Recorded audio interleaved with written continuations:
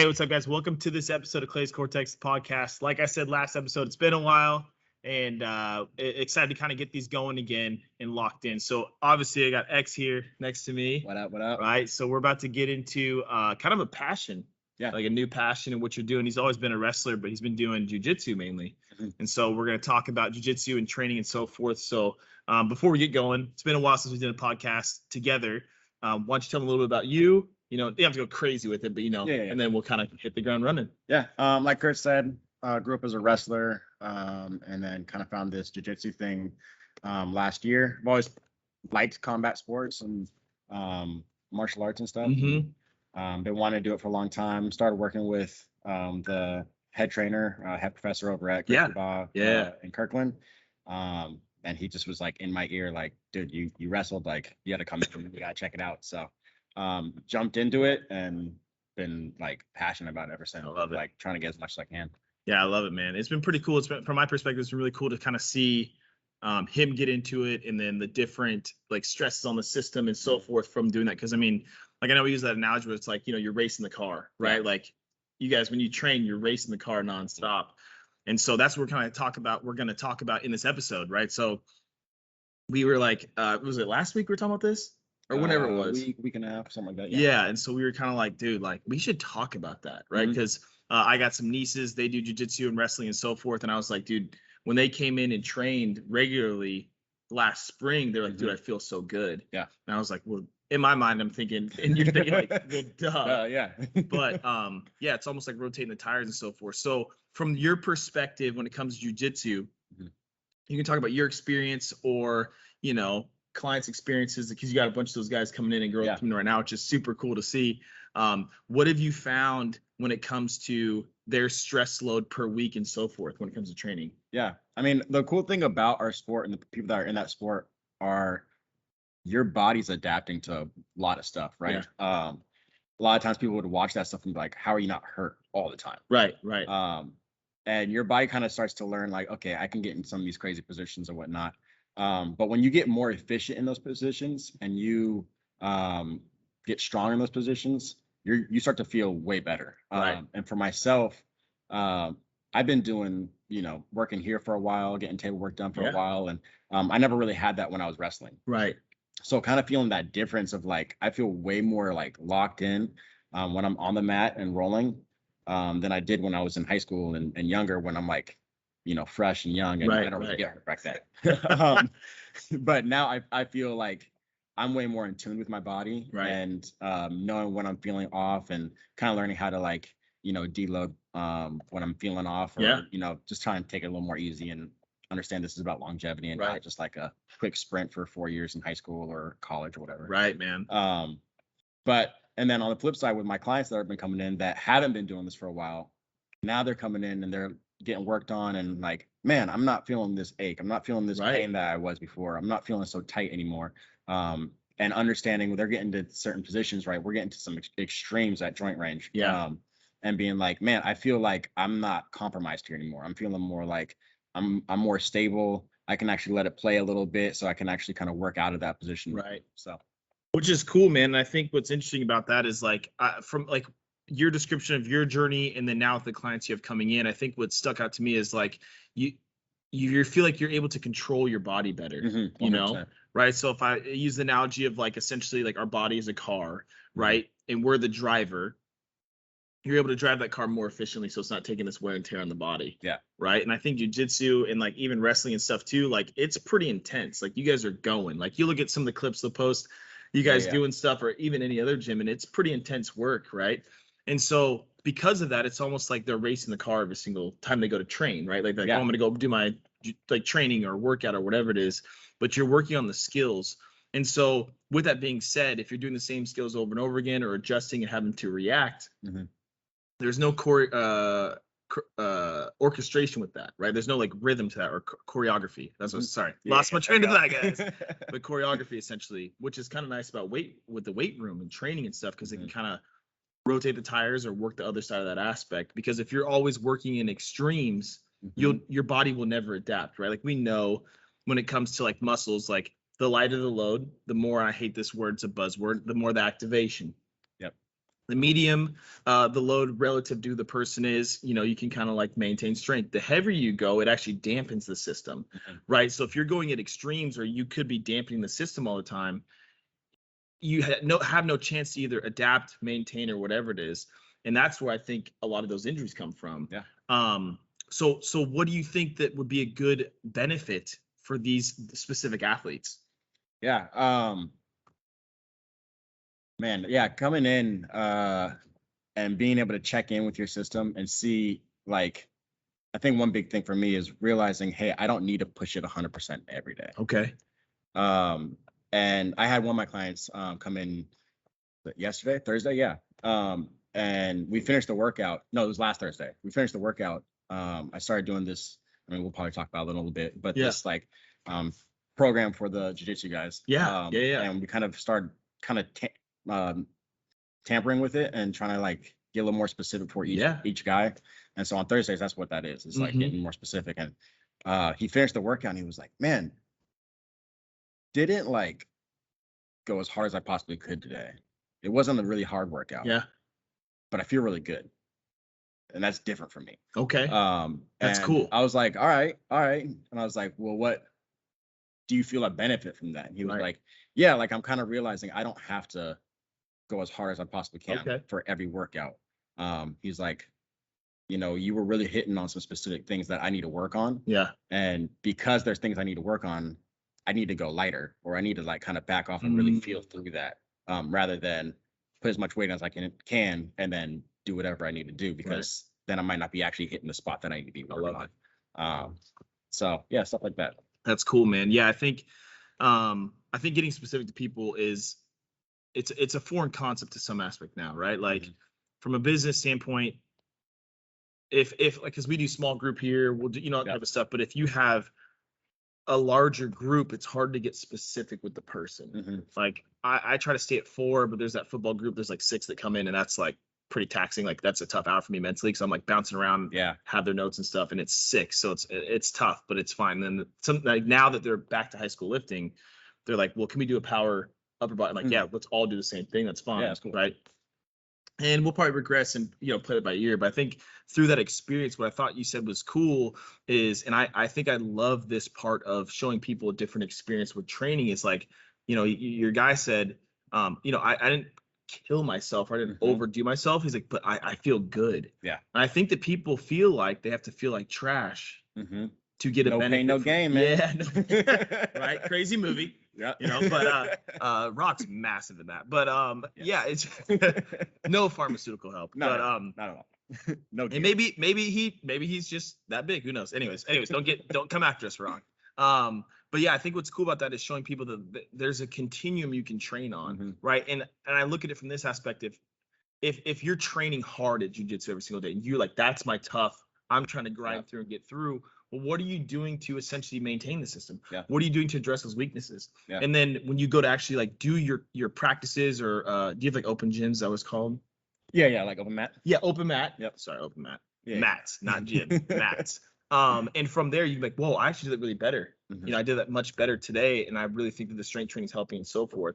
Because personal training, if you want to call it that, it's not personal anymore. No, not right. All. It's that's kind like of such a key word, right? It's like we kind of bypass, or just like skip past the personal part and just get to training. Right. But yeah, if you actually want to do true personal training, it's like I got to see who I'm working with the second they walk in. Like this person I see on Tuesday, they coming back in on Thursday. They're a different person. Right. They're bringing in different things, and so we got to really personalize for whoever. Can I dive into that a little bit? I like it. Okay. I like to get on in there. Anyways, you said you could have a different person on Tuesday versus Thursday.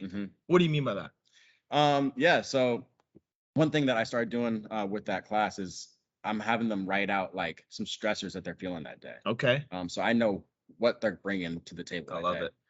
So things that like, how did you sleep last night? How's your food intake been today? How's your water intake been today? How do you just feel mentally? Because all those things are going to dictate how you actually train that day. Yeah. And so if I'm looking at their sheets and they're writing all this stuff, and like, I was feeling this thing in my hip, I was feeling compensation here, all this stuff, and then I look at how they feel that day, And it's like, okay, they slept poorly, they're not drinking water. And then I look at the next week and they're like, slept great, drinking a lot of water, and they're like, I'm feeling locked in. Okay, maybe all that stuff they were feeling, it's not like really issues that I need to focus on. It's more maybe like, hey, maybe you just need to like get better sleep, drink a little more water, eat some food, So it might not be like a overt, like, man, I gotta get you on the table, I gotta work on you. You're just bringing something else in that day. I love it, man. I love it. That's super cool. So essentially, depending on the stressors or lack of recovery stuff that they're doing, they could be, you get a whole different person. Totally. I think we know that, right? We crack jokes like, well, if I don't sleep, I'm a whole different person. Movies, whatever it is.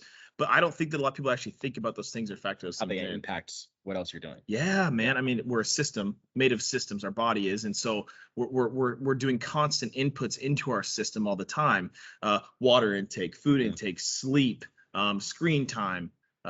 For me, vitamin D bed is what we call it. All that type of stuff. Like, what are the things you're doing to recover and so forth? I think it's super fascinating, right? So, what's cool about that process, I feel like you're going to educate these people that come in and help them become more aware of how to prepare their system for what they want to do.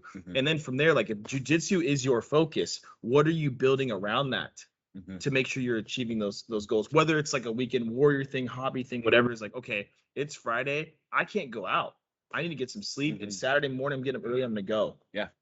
Whatever it is. And it's about priorities. I think that's pretty cool because I don't think a lot of people actually check in. I think we're used to, I got an ache and pain, and I'm gonna push through and go from there. Right. Well, now, especially that sport, it's like, the whole thing is like withstanding pain, right? I'm putting you in a joint lock, I'm choking you, and you're like, I don't want to tap, I want to get out of this. And so you feel a pain later, you're like, nah, like I'm not gonna tap. Right. When it's like, maybe you need to back off a little bit. I mean, one big thing, we were working on with my neck, right? I had some like neck issues going on, some old injury from wrestling, and it was kind of acting up. And I took all of December off. Right. And I thought I was gonna come back and be like rusty, not moving very well. But I've actually been rolling the best I've rolled since I started this, coming back into January. Right. Was there a stressor that you were experiencing in December also? Like, I know we were doing December, shout out to Sore Necks. Yeah. And so forth. But was there another stressor going on during that time? Well, I mean, we're planning the wedding. Right. So getting married. 37 days. 37. So planning the wedding. So that's just a stressor in itself. I wasn't sleeping very well. And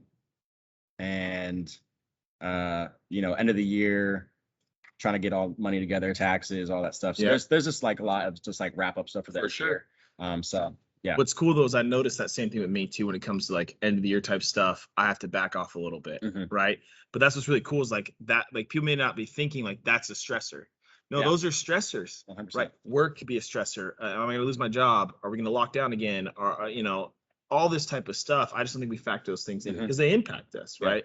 And the goal is to get them out of stress. So if the highest stressor these jiu-jitsu guys and girls experience is that, how are you going to try and approach your training or whatever? Like, what are some things that you've done to help?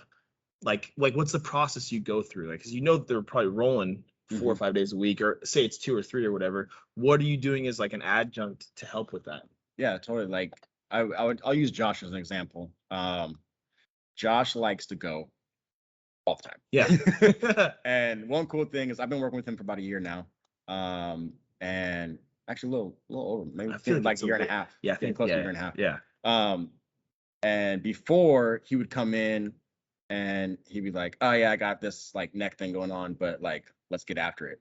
And now he'll come in and be like, and I'll like say, oh, let's go lift. And he'll be like, can we do a table session today? Right. Like, I think I need to take some time off. And then like, now he's coming up and being like, yeah, I'm taking like 2 weeks off of like sparring. Okay.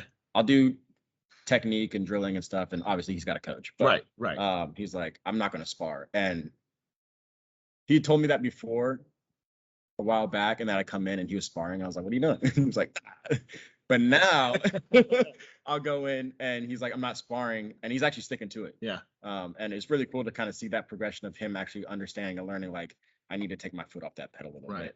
And then also looking at me as his professional, the person that he's coming to see, and saying, hey, this is what I'm feeling. What do you think we should be doing today? Right. Do you think we should we floor it? Should we hit it a little bit? Should we do like a little half and a half, kind of table bounce to the weight room, or should we just kind of take it easy today? Right. So I think the biggest thing is just kind of educating my clients on what are you feeling, how are you feeling, and actually listen to your body, because your body's really trying to tell you something. Yeah, for sure. And a lot of times we just kind of ignore that. I love that, man. Yeah, that's what's super cool is like I like from there, like I think about like you're investigating the system nonstop, right? Like you said, on Tuesday and Thursday, you get a whole different person, but how are you doing, what's going on, and you can back off and kind of progress from there. So you're constantly thinking, constantly trying to figure out where they're at, what's going on, so that in that snapshot, that moment, that hour that they're with you or whatever it may be, you can seize those opportunities to help them get better, whether it's backing off a little bit and focusing on a certain area, whatever it is. Yeah. Which is super cool. You know, I mean, I think that I've noticed being a trainer or, you know, whatever it is for so long now, is that people are paying for, and I've said this to you guys, that they're paying for access to our mind. Yeah, totally. And I think that took time for me to realize that, right? Because you're trying to sell sessions, or like, I hate selling, right? So it's like, hey, like, let's see if we're a good fit and kind of go from there. And I've gotten more comfortable with that, but it's like, hey, this is what it is, you know, because I almost value like my mind more, if that makes sense, right? Totally. Like, you've been to an extensive amount of classes, you've had an extensive amount of different experiences when it comes to training in different facilities and so forth. Like, okay, this is how I want to set things up and go from here, because I felt like I want to make a change, you know, like, and I want to talk a little bit about his jiu-jitsu class. I don't know what you're calling it. Like, Jiu-Jitsu Academy, love straight it. training, something like that. Yeah. I don't know how cool. like a straight up name for it yet. Yeah, maybe he should get a name. I should get a name and lock it in, and you know, like, help with branding and stuff. Yeah, a little bit, yeah. But that comes with time, you know. Yeah. You know, and so like for me, like we have the Athlete Academy here and so forth, and it's built around the athlete where they're at. We're doing testing, and he was asking me a question about a testing thing he wants to do with them, and it's super cool because it's like, it's great to see. He's like, what do you think about this? I'm like, oh, that'd be tough. What about this? Oh, I actually like that better.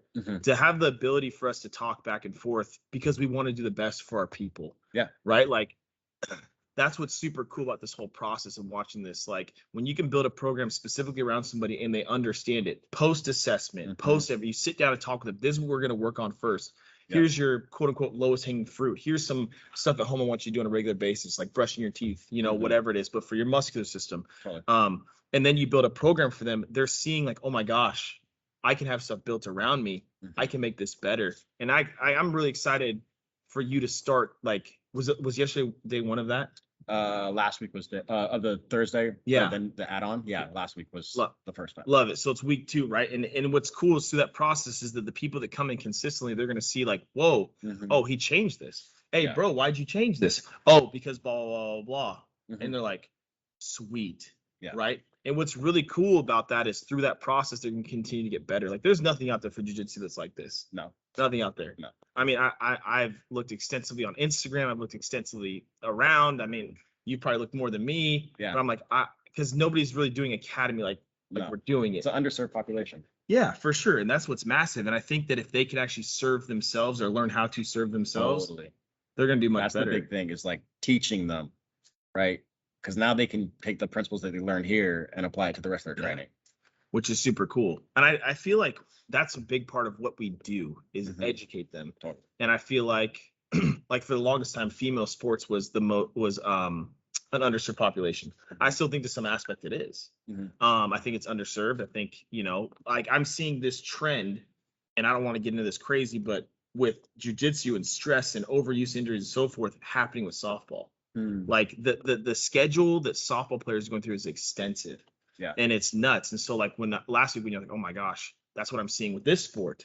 But then it makes me think, how many other people are experiencing this? Yeah. Are you backing off? Do you know when to? But I think the crucial part, like when you're talking about Josh, is that it took time for Josh to be open and honest with you because he wanted to go. Yeah, totally. But over time, he's realized like, oh my gosh, I am getting better. I do feel better. Now I can go more often. I can go harder potentially when I want to. But there's a trust that's built there. How I don't really know the jiu-jitsu community or culture. Yeah. But I know that like when you go to a certain gym, like that's your tribe. Yeah. You know what I'm saying? How how hard is it to get some of those guys to add in training differently? Because typically what I've seen with jiu-jitsu and or wrestling stuff is when they train, it's nothing against CrossFit. It's more of a CrossFit-esque type style. It's more of like mat training or sparring or whatever it is, but just in the weight room. Like, how do you get them to see like, hey, listen, you may have done that before. That's great, but like, here's a different approach. How hard has that been to get people to understand that transition? Yeah, that's a great question, man. Because what we do is different. Yeah. Right. So I try to explain it to people, and they at first like, okay, I think I understand where you're coming from. A lot of it comes from the actual experience. Right. And then so they'll come in and they're like, this is different. And like I was saying with the guy the other week, saying, man, I didn't go super hard, but I feel better. The results and what you're feeling are pretty like, okay, this is enticing. I like this. And then from there, really what's been going on is people have been talking. Right. And so like you're talking about, like, it's a community. So as a community, our gym, you know, one guy starts and then talks to another guy, right, and another guy, and everyone's starting to be like, okay, what are you doing? What's going on? I'm hearing about this. It sounds different, but I'm intrigued. And so I think that tight knit community aspect of like gaining that trust, and I've been a part of their community for sure for a year and a half now, or a year now. And so like I think it's just that, like we're talking about, that trust aspect, right? Just building that, and kind of explaining as much as I can, like, hey, this is what we're doing. I love it, man. If I can tie something in with marriage with that, what's been interesting to me is the closer I've gotten in my marriage, and like I've seen you in your relationship with Zaisha and so forth. Like there's that, it takes time to build that trust. And when those walls come down on both ends, I feel like true growth can happen. And I think it just takes time to build that level of trust, right? Like I'll look at Jackie, give her a look, and it's like she understands the sentence it just said, or whatever. She'll give me a look because she expressed emotion through her face.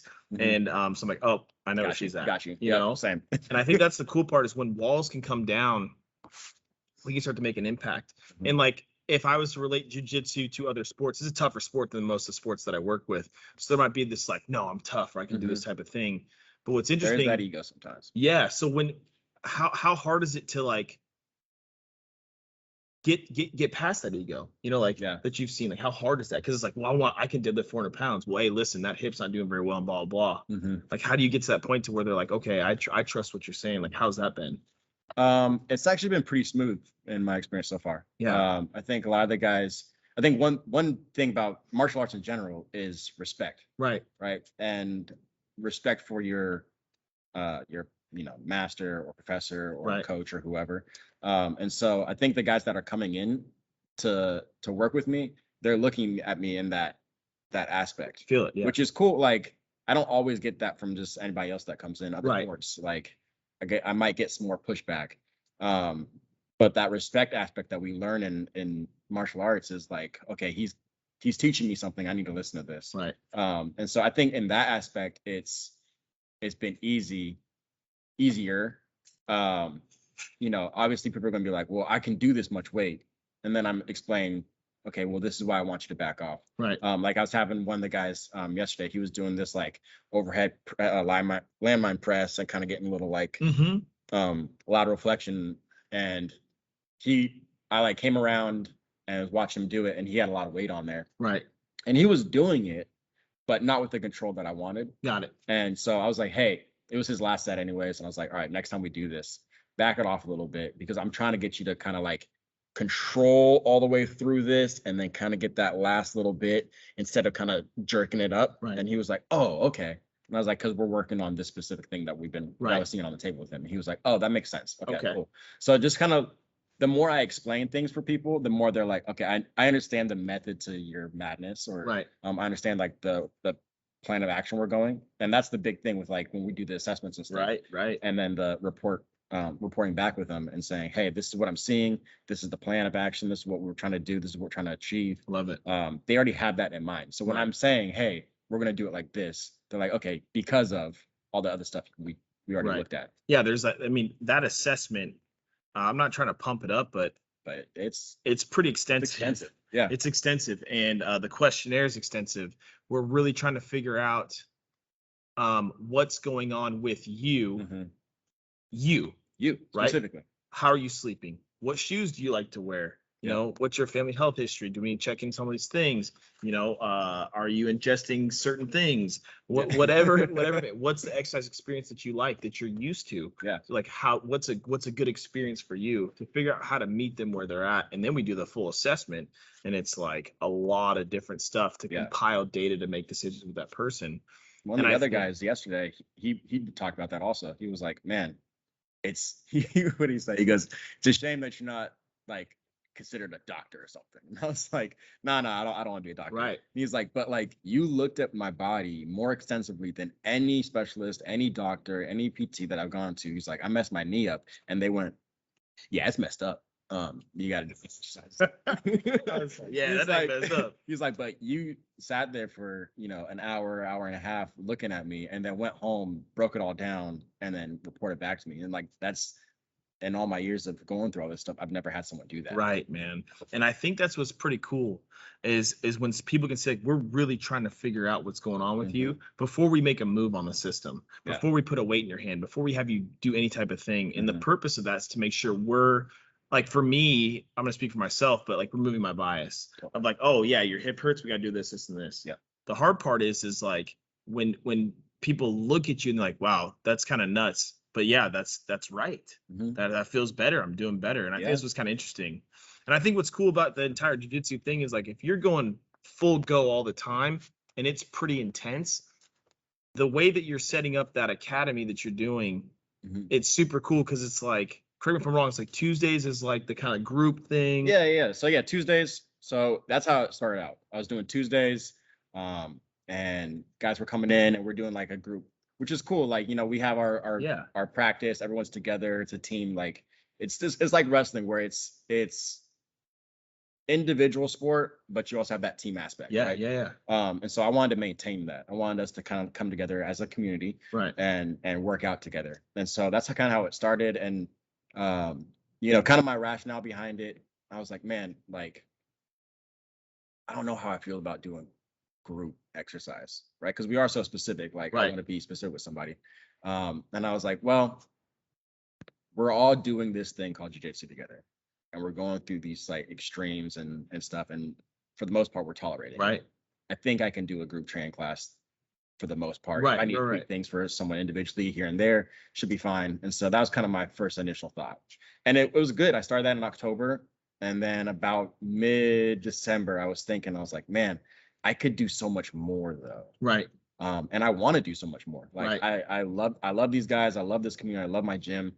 And I was like, how would that look? And I was talking to Zaisha about it. And I was like, man, I would really like to do some like individual workouts for these guys. You know, I've watched your model of what you do with Athlete Academy and stuff. And I'm like, I think I could do something like that for them. Right. And so we were talking through it, and I was like, okay, I'm going to need to have some data on them also. Because for the class, they were just kind of coming in, right, and we're getting after it. But I'm like, I need some more data. I'm seeing some things like guys that were consistent. One guy, I was like, hey, you're having a really time with like extension. You can't really extend. You like a whole extension system. So like that was like things that I was starting to think. I'm like, I could make something for him based off that, but I don't have any like concrete. This is why you can't extend. Yep.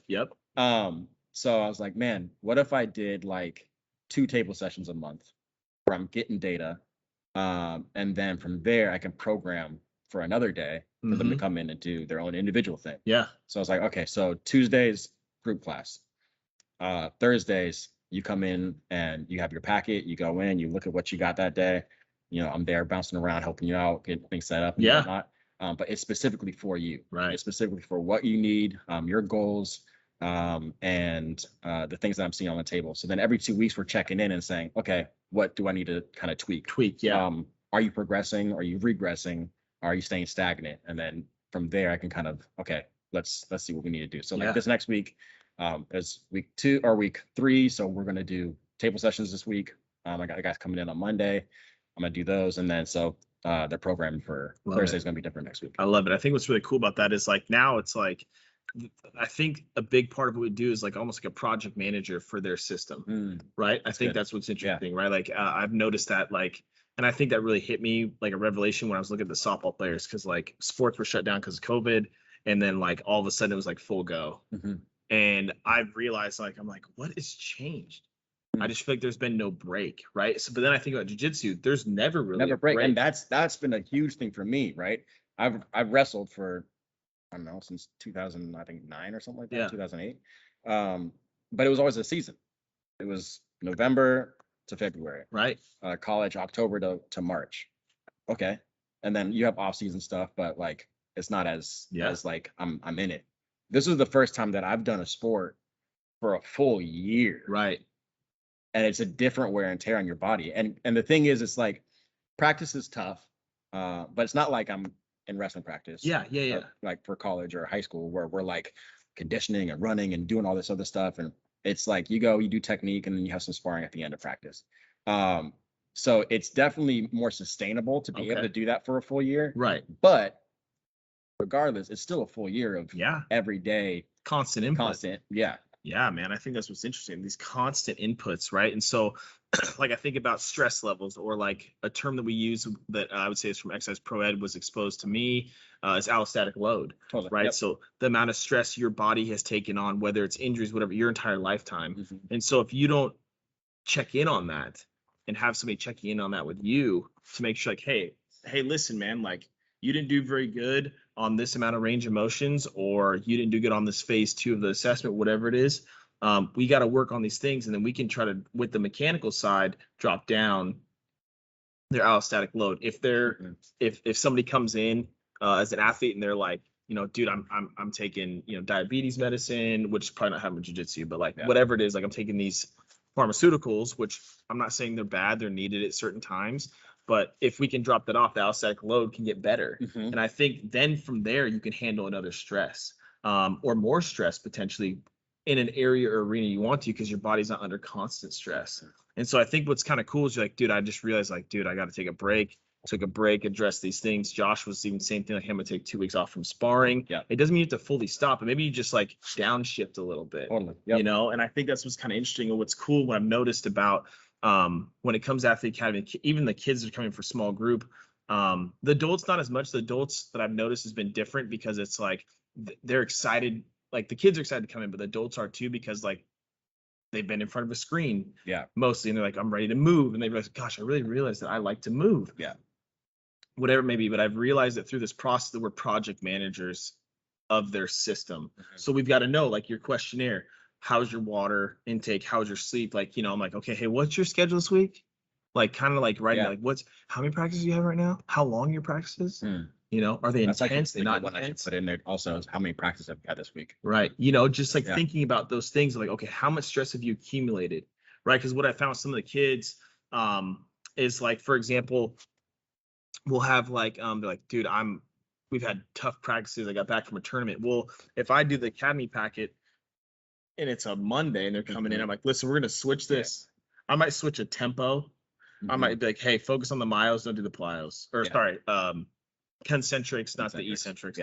So forth. So like focus on those things. Or, hey, listen, I'm really, really sore my tricep from pitching, you know, softball pitching. And like I had a girl say that she has a camp this weekend. I was like, okay, what you're going to do is we're going to do some eccentrics or plyometrics for the elbow extensors, because that's what's doing when she pitches, is slow down.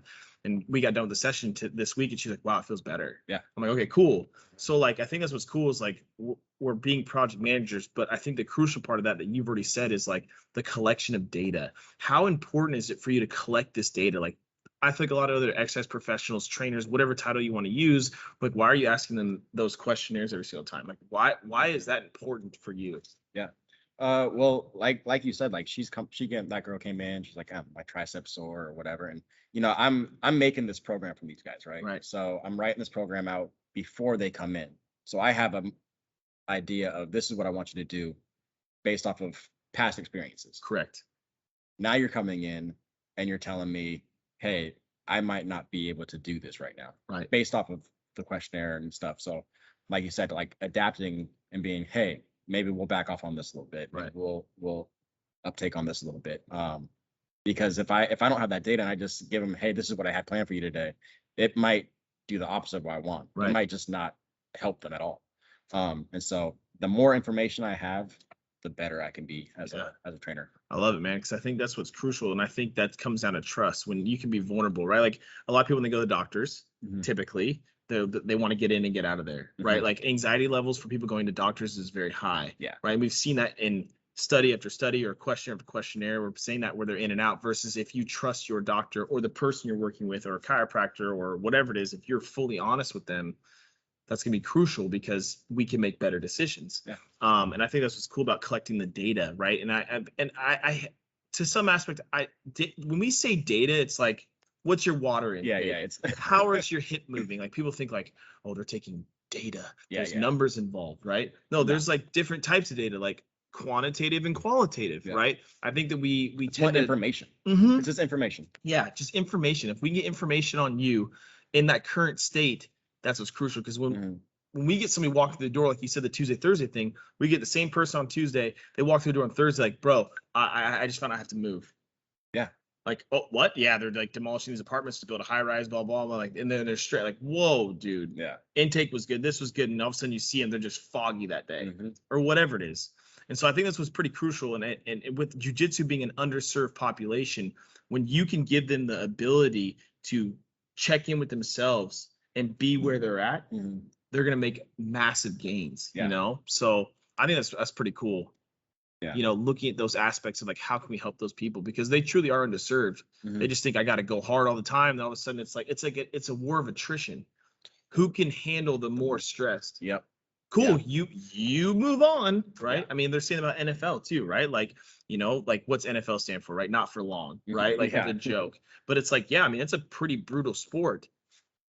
And so if you can withstand, like I've heard stories of guys like, dude, there was this dude at my college, bro. He was nuts. And then he hurt his knee twice and he was done. Right. And like he should have been in the league, dude. Like I'm like, what? Like he's better than you? Like you're pretty good or whatever it is. You hear these stories all the time because we're overdosing or overloading these people. And I think what's cool about the academy approach and you checking in with them, with the jiu-jitsu athletes, like, hey, how can we check in to see what's your allostatic load? Because that can fluctuate. Our stress levels fluctuate. We could be getting headaches, taking Advil more, and like that's a stressor and blah blah, like whatever it is. Or man, I've been drinking pop all the time. Like, okay, probably might want to back off on that or whatever it is. And I think if we can check in on these people, we're gonna get way better results. Because how many people get let's just say 2 hours a week, right? So let's say your academy format. How many hours a week on average do Americans get somebody focusing on just them? I mean, undedicated focus. If you're not like high level, you know, if you're not someone who's like, you know, is looking for that specifically, like, that's not. No, people pay for that, right? I mean, concierge doctors, you're paying a premium to get that access. Right. If you go somewhere, like I'm gonna call any personal trainer, anybody, like, are you truly focused on that person for that hour? Even if it's a small group, are you focused on those? How many people are in that small group? If it's a team, are you focused on it? Are you distracted somewhere else? Because if people are paying for access to your mind and you give them that change in an exercise experience, it's the total package. I just think that we do have our attentions being pulled in multiple different ways. But what's cool though is with the approach that you're taking with these jiu-jitsu athletes is you're getting them to learn how to focus on themselves so that we can, or you can, focus on them even better, which is super cool. That just comes down to education, right? Teaching them, hey, have you thought about this? And it might be like pulling back like one veil and then another veil, or I guess onions, right? Like onion layers, whatever. It's like pulling those things back to get them to understand. You know, so if these guys or girls that do jiu-jitsu, I would assume maybe wrestling too, or wrestling. I'm also going to be working with another one of the professors soon. He's a kickboxer, MMA. So I'm trying to get into that whole like grappling, MMA, fighting. I love it.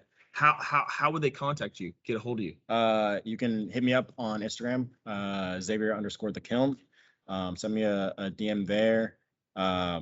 If you're at GB Kirkland, just grab me at practice. I would love to talk to you guys. Like a nice grab or like a grab? You grab.